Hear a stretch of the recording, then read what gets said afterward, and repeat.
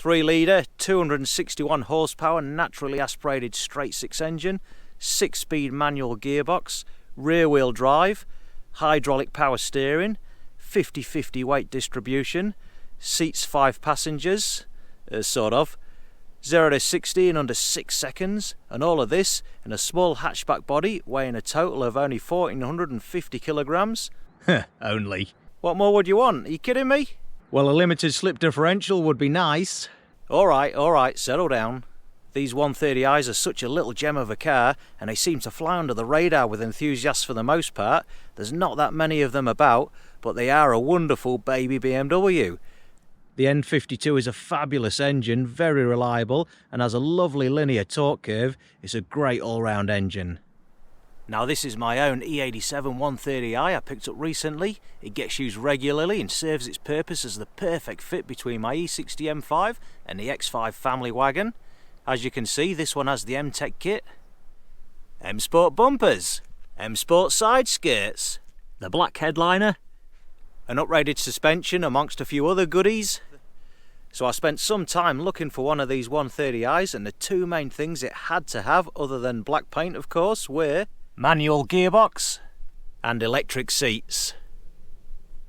Everything else I wasn't too fussed about as long as the car was in good condition. Now the options I'm glad it didn't have was the headlight washers. I don't want watermarks all over my freshly waxed bonnet just because they operated the screen wash. PDC sensors because what, you can't park a tiny car like this without bumping it? Really? And of course a sunroof with its clunky wind noise nonsense and troublesome mechanism. And to be honest, the UV rays are so harsh here in New Zealand, even in the summertime I drive around with all the windows up and the AC blasting. Plus, most importantly, lower centre of gravity. Alright, let's take a look inside.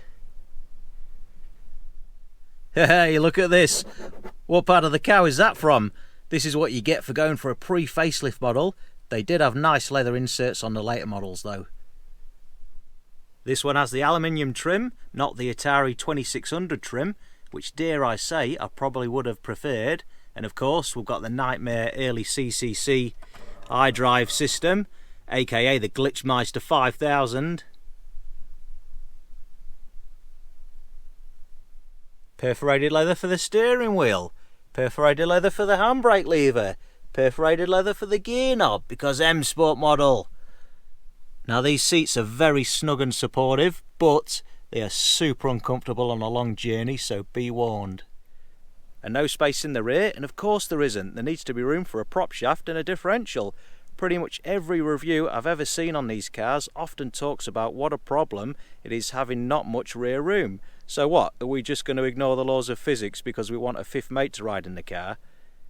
Oh, but it hasn't got as much rear legroom as a Golf GTI. Oh yeah, you go get yourself a Golf GTI and enjoy that front wheel drive understeer and the massive beak overhang at the front of the car. Now these cars originally came with run flat tyres, which are the most horrendous tyres on planet Earth, so if you've got one of these cars and you've still got the run flats on them, get them out of there, get some decent tyres on the car. And of course, because they came with run flats, there's no spare wheel, so just going to make sure you got a spare can of Fix-A-Flat in the back here. Now driving the car, the engine revs nice and smooth, gear change is very positive and notchy, but you can really feel that BMW clutch delay valve doing its thing now. The steering is very precise, it corners really well, it feels planted to the road even on the motorway at high speeds, and I've got to say it does feel more stable on the motorway than my E46 did, which did surprise me. It's a small hatchback car, but it certainly doesn't have a go-kart feel about it. I used to own a Mark II Golf years ago and that felt like a big go-kart, but not with the 130i. It feels like what you'd expect, a BMW that's been slightly reduced in size, maintaining its rear-wheel drive and 50-50 weight distribution. So if you've had your eye on one of these punchy little hot hatches and you've been thinking about getting one, I say do it. It's certainly not a car you'd regret owning. If anything, I often hear of previous E87 130i owners saying it's one car they regret selling, so keep that in mind. Alright, I'm M-Tech Guy. Make sure you like, comment, subscribe and share this video. Thanks a lot for watching.